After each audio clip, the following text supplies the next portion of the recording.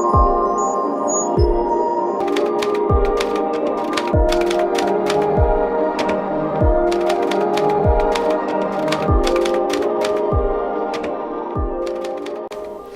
we're going to talk about proper keyboarding technique.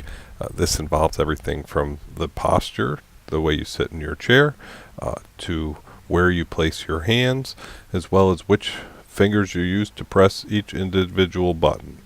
We have a list of correct techniques that we'll go through one by one.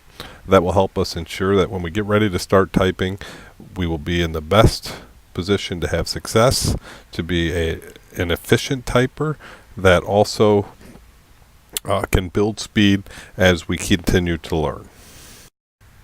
Okay, the first thing you'll want to remember is to keep your feet flat on the floor. You don't want to cross your legs. This is for good balance and will help to promote good posture. This is the first thing we want to do when we try to get into the proper position for keyboarding. The next thing we want to check is that our body is centered around the H key on our keyboard. If you take a look down at your keyboard, you can see that that is maybe not right in the center of your computer. So you want your body maybe to be off center a little bit so that H key lines up just like we see in the picture with the middle of your body. This will help to make sure that our arms will be in the correct position, that we'll be able to reach for all the keys successfully. So we definitely want to make sure we're centered and our feet are flat on the floor. After we make sure our body is centered around that H key and our feet are flat on the floor, we want to make sure that we are sitting up nice and tall.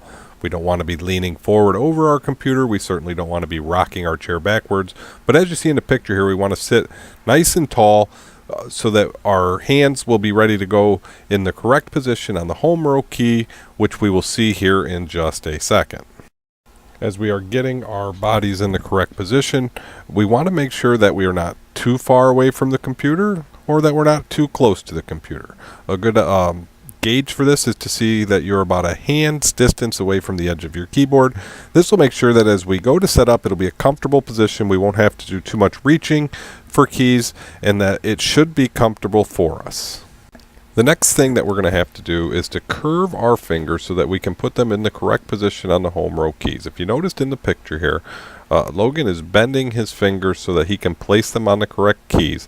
Those keys we'll see here in just a second, but we're going to have to make sure that's where our fingers rest on those home row keys.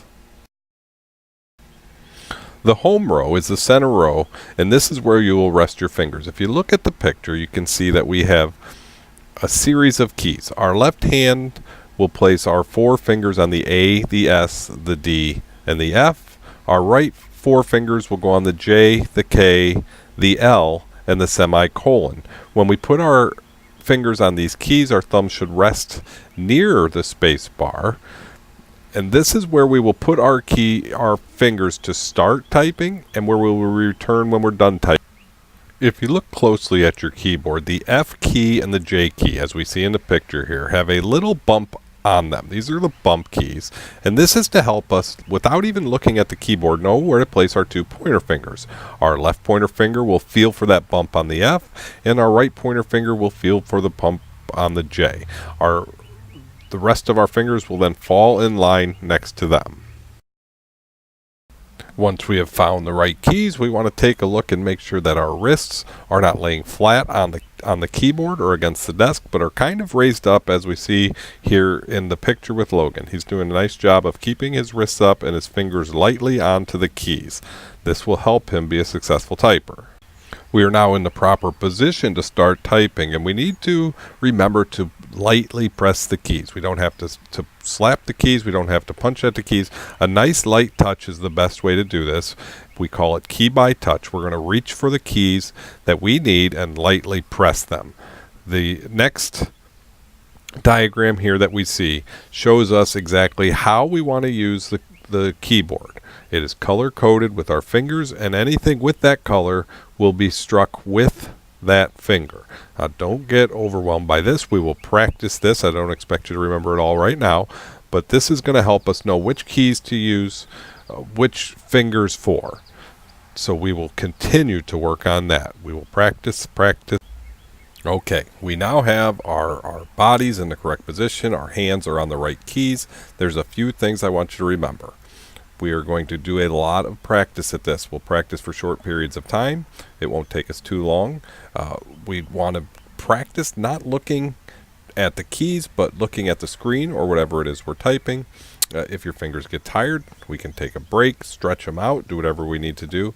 As we just get started here, I don't want you to worry about your speed. I want us to worry about being accurate. Use the right fingers to press the right keys.